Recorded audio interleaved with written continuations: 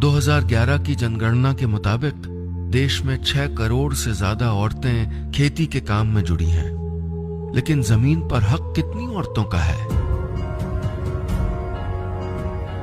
एक रिसर्च के अनुसार बिहार, नागालैंड, हिमाचल प्रदेश और राजस्थान में खेती में महिलाओं की सबसे ज्यादा भागीदारी है और केरल, पंजाब और पश्चिम बंगाल में महिलाएं खेती में कम हिस्सा लेती हैं। देखिए, बात सीधी सी है। ज्यादातर सरकारी सब्सिडीज के लिए, लोन्स के लिए, गवर्नमेंट स्कीम्स का फायदा लेने के लिए अपनी जमीन होना जरूरी है। बस यही जमीन औरतों के नाम नहीं होती। 2005 में सरकार ने पेरेंटल प्रॉपर्टी में बेटी को अधिकार देने का कानून बना जरूर दिया था, लेकिन परंपरा अब भी यही है कि पिता की विरासत पर बेटे का हक होता है। खेती की पुश्तैनी जमीन जो कभी उनके बाप दादा के नाम थी, उनके बाद बेटे के नाम हो जाती है, फिर पोते के। पत्नियां, बेटियां और बहुएं उन खेतों में काम करने वाली मजदूर भर बन के रह जाती हैं, जिनको मालिकाना हक तो दूर, उनकी मजदूरी भी नहीं मिलती। पिछले यानी 2011 के सेंसस के आंकड़े कहते हैं कि देश में 32.8% महिलाएं और 81.1% पुरुष खेती से जुड़े हैं। लेकिन ये आंकड़े ये नहीं बताते कि इन पुरुष किसानों के घर की औरतें, वो औरतें जो किसान नहीं कहलाती, वो खेत तैयार करने से लेकर, बुआई से लेकर निराई, फिर फसल काटने से लेकर उसे संभालने तक में पूरा हाथ बटाती हैं। लेकिन इनके ये काम कहीं गिने ही नहीं जाते। औरत गुड़ाई करे तो ठीक, ट्रैक्टर चलाने लगे तो गलत। औरत खेत में खटती रहे तो ठीक, उसी खेत में अपना हक मांगने लगे तो गलत। औरत खेतीहर मजदूर कहलाए तो ठीक, किसान कहलाना चाहे तो गलत।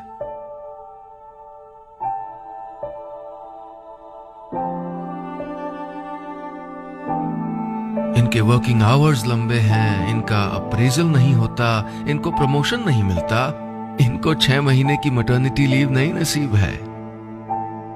ये वर्किंग वुमेन हिंदुस्तान की खेती की रीढ़ की हड्डी हैं। उम्मीद है कि इनकी भी कहीं गिनती होगी, इनको भी सम्मान मिलेगा, इनके नाम भी जमीन होगी। उम्मीद है कि आप और हम समझेंगे इन वर्किंग वुमेन, इन महिला किसानों का देश को योगदान।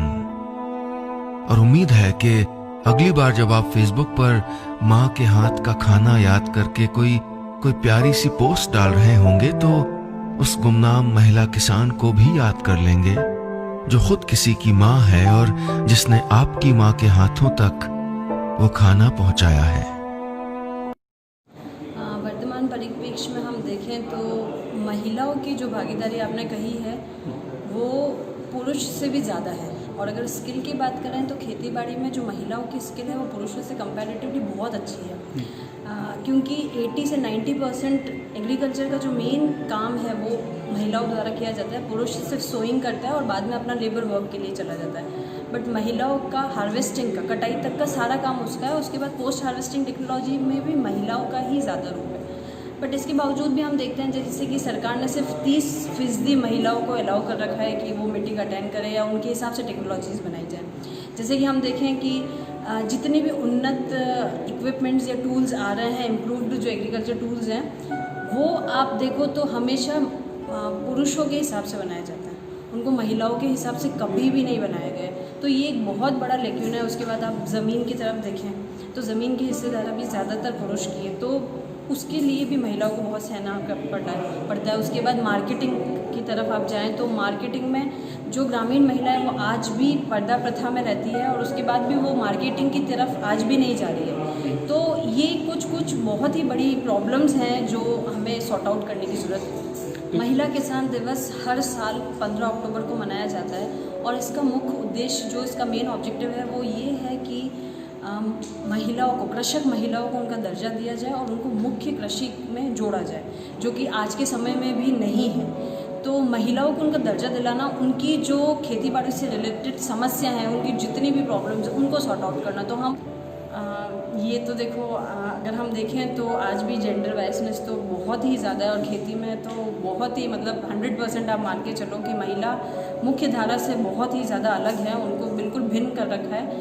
तो अगर आप जैसे पुरुष प्रधान देश की बात करते हैं और पुरुष प्रधान कृषि की भी बात है, तो मेरा मानना है जो ये महिला किसान दिवस है, ये बहुत ही बड़ा सरकार ने बहुत ही अच्छा स्टेप उठाया है कि इसके माध्यम से ही सही एक ही दिन सही पर हम महिलाओं को कुछ जागरूक कर सकें और उन्हें मुख्य धारा से जोड़ सकें। जी बिल्कुल, बहुत ही मतलब ये आयोजन तो है ही है इम्पोर्टेंट। मैं चाहती हूँ ऐसे ही साल में 2-3 आयोजन और किया जाए, जिससे महिलाओं को उनकी वैल्यू पता पड़े कि एक्चुअल में वो, क्योंकि ग्रामीण महिलाओं को अवेयरनेस की कमी है और इन माध्यम के थ्रू ही हम उनको ज़्यादा से ज़्यादा अवेयर कर सकते हैं। तो मैं सरकार से यही अपील करती हूँ कि वह ऐसे प्रोग्राम और ज़्यादा किए जिससे महिलाएं ज़्यादा जागरूक